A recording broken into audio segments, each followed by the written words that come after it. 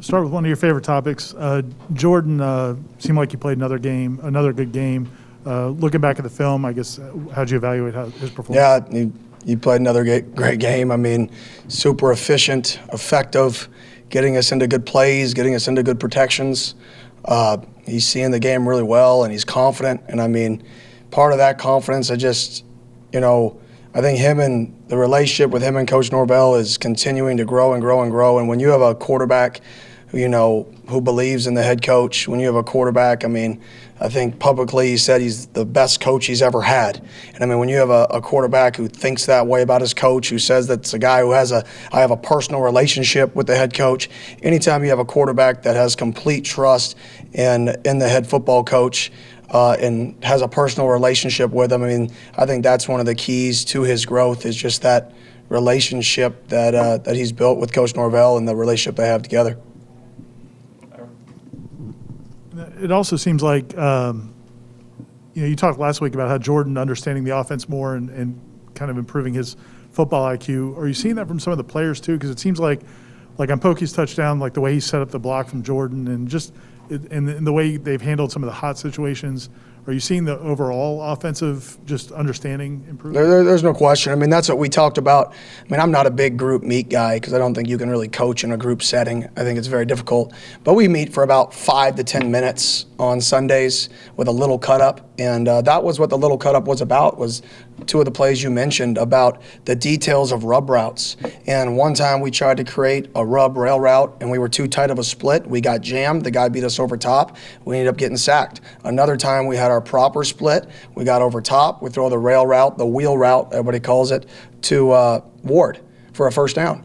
And I think those little details, when our guys get to see, whoa, this is it done right, this is it done wrong, this is it done right in practice, and it still works.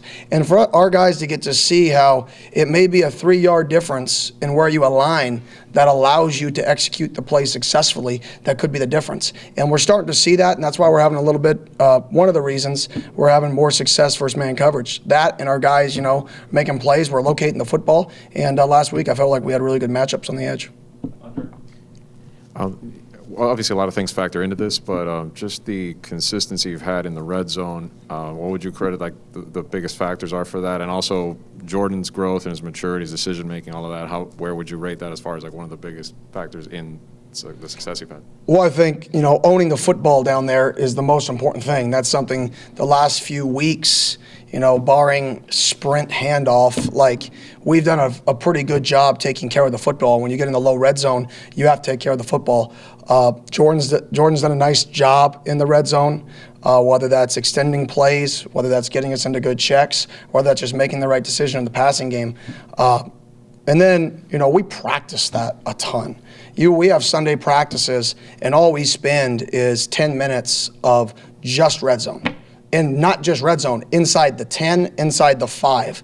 Shifts, motions from 22, from 32, from 13, from every personnel grouping you could have. That's just all we practice. So I think when you practice that a lot, and then when we get out on the game field, our guys have confidence in it because it may look like, oh crap, we're in 14 personnel shifting to empty, and that may look like a cluster. Well, we've been practicing that for 5 to 10 minutes every Sunday throughout the entire year. So it really allows our guys to go out there and play confident in those situations when we create all that communication. And then in regards to Jordan Travis, like I said, I think he's more and more confident. And I think, like I said, the confidence comes when you know the head coach believes in you, when you have the relationship with a head coach, when you're a quarterback, especially an offensive-minded head coach who works with quarterbacks. When you've got that guy having your back and you have that personal relationship with that guy, I mean, there's nowhere to be but confident.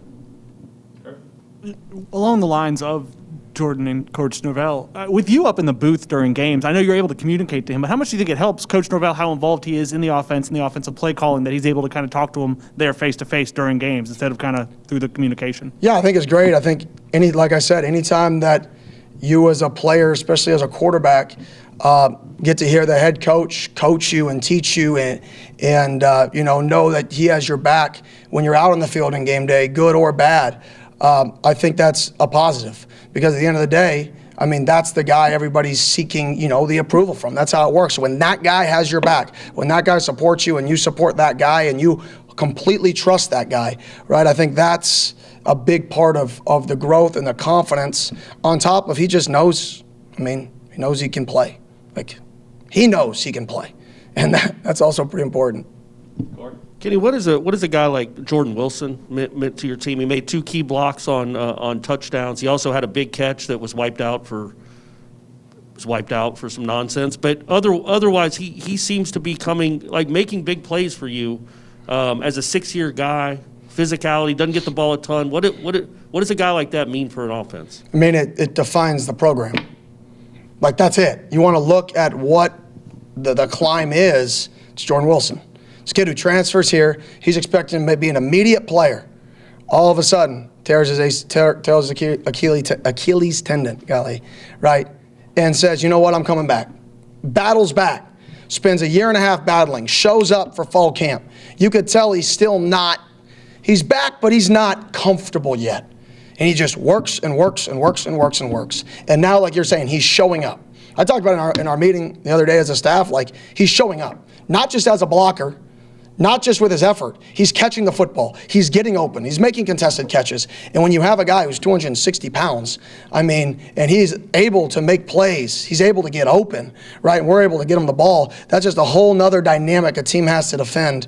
Instead of, small people reducing splits, now you're taking big people and removing them from the box. And that's a whole new dynamic a defense has to defend. So that kid he defines our program, just his character, his leadership, and who he is. Left side, Bob. Coach, respecting that you're focused on Florida, but just curious, big picture, you're starting out 0-4, now 5-6. Do you take time to appreciate the journey, what you guys have accomplished? Do you personally, have you talked to players about that, just how far you guys have come? I don't necessarily talk about that. I talk about where we want to go. I'm not a big look at the past guy. It's more, what do we want to be remembered for? What does this team want to be remembered for? And they have an opportunity to be remembered for this week. You do. And, people can spin a narrative however they want in terms of this season, but at the end of the day, they get to control one thing. And that's how they prepare today, how they prepare tomorrow, how they prepare the next day, and how they show up and play on Saturday. And that's how they're going to be remembered. And that's on them. They have a choice to make this week. How do they want to be remembered? Is there any rhyme or reason to some of the struggles on third downs? And it's been in different situations. It's different every week, the struggles.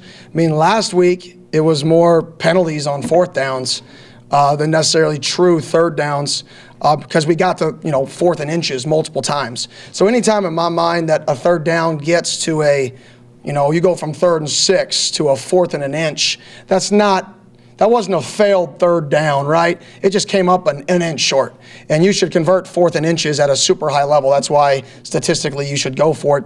Pretty much, if you look at the charts, you go for a 4th and inches even on your own 12-yard line is what the chart says. That may be a little bit crazy, but that's what it says, right? Because these statistics are so high to achieve it. So it's more for us. Every game has been different. So the games that were in long situations, we've struggled. The games that we've stayed in medium situations, we've had success.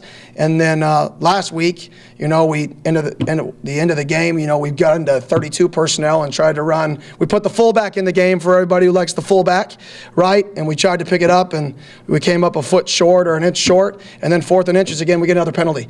we had 2 penalties on 4th down conversions. And when you only have 9 drives in the game and 2 of those end on 4th down conversions, that's 22% of your drives ended on a 4th and inches penalty, right? And then another drive ended on a 4th and 5 conversion penalty. So we're very, very close this last week to being very effective. As Andrew Parchment has kind of come back on, Malik's reps have maybe decreased a little bit. But how big was that catch for him in the end zone? It's a one-on-one, and earlier this year they weren't able to connect on one of those touchdowns. That was big time. He went up there, and 2 years here, I think that was the first time we've seen somebody go up and get the football, like go up and get it. And it was good awareness by everybody getting down and getting set because they had too many men on the field with a tempo call. Good job taking the one-on-one, then a good job going to make the play. And that's exciting to see a true freshman on the road in a conference game who's from the South in 38-degree weather. It wasn't even cold, but still go up and make that play. And that's something to build on for him, and I'm excited about it. Anything else? Corey? Overall, how did you think the offensive line played? How did they grade out? I know Jordan got sacked a couple times, but they seemed to be like end of the half type stuff. It seemed like many times he had a pretty good pocket to throw from. Yeah, I thought up and down. I thought different positions played better than other positions. But from our protection has gotten drastically better. And I think part of that is, anytime you can become efficient on early downs in passing, right, and you have a quarterback like Jordan and a running backs like we have, it all helps each other because you're not just passing on 3rd and 7, 3rd and 8, 3rd and 9, right? You're passing on 1st and 10, you're passing on 2nd and 1. So I think all of that works together. I think we're getting better up front. When we have our guys in the field and we're healthy, I think we're pretty good. When we get dinged up, we got to be careful in what we do and protect guys. But I thought they played well as a whole. Up front left. How excited are you for this week? Just going up against a big rival in state, preparing your guys for another final test of the season, and having that chance to go bowling. Yeah, I'm excited. It's a great rivalry. It's one of the biggest rivalries there is in sports, and our guys know it, and our guys know the challenge that comes with it. And the challenge is not them. The challenge is us. If we can go play our game, everything else will take care of itself. If we can go out there and execute, we can go out there and be efficient, we can go out there and not get penalties, we can go out there and own the football, we can go out there and be explosive, we can go out there and be physical. We can do those things, we're gonna be fine. But so far this year, the times that we've struggled are the times that we've been our own worst enemy. And that's the challenge for us, is getting out of our own way, right? Even when we are playing well, having 6 to 7 plays in a game that cost you 21 points, right? That could be the football game. So we got to be more efficient and go get it this week. Have you seen much different from Florida's defense since they made the change at DC, and what are the big concerns against their defense? I haven't seen a big difference. There's only not many games to really sample size, but from the same token, their defense coordinator played for their prior defensive coordinator. He GA'd for their prior defense coordinator. He's been a position coach for their prior defense coordinator. So, from a philosophy standpoint, it's not going to change. They're going to do what they do because that's why he is the play caller, right? They have other guys in their staff who's been play callers in the past in the SEC, but they chose to make him the play caller because he knows that system better than anybody else in the building. So it's more about what are his tendencies? Is he a more aggressive mind or a less aggressive mindset than the prior play caller? Does he like to play more man or less man, right? But the scheme's going to stay the same. It's the tendency of the calls and the when he likes to call things that's going to change. And then what are the problems? They've got a guy who weighs 380 pounds up front, a guy who weighs 330 pounds, another guy who weighs 280, a defensive end who's going to be one of the top picks, a high draft pick. They got DBs who run 4.4 all over the field, and they got a linebacker who I saw chase somebody down from the right hash 10 yards behind on a sweep for a gain of 4. So they are super, super athletic. They're big, right? And we're going to have to find ways to get our guys separated from them in man coverage and find ways to get our guys on the perimeter. Okay, thanks, Kenny. Oh, Sorry, one more. it's okay. Oh. Two more. No, Aslan, you had a question? Yeah. Okay, we'll go last one for Aslan. You're gonna regret this. Thanks. Can you talk Oprah. about the officiating, please? No, turkey or ham? Turkey or ham? Oh, turkey, for sure. favorite Not even a side dish? debate. Yeah, I don't know who eats ham. Favorite side dish? Mashed potatoes. Have to have gravy, though. If you don't have gravy, it's not really a mashed potato. It's just a potato that's mashed. Dessert? Dessert, apple pie, ice cream. Complete the sentence. My wife makes the best Thanksgiving.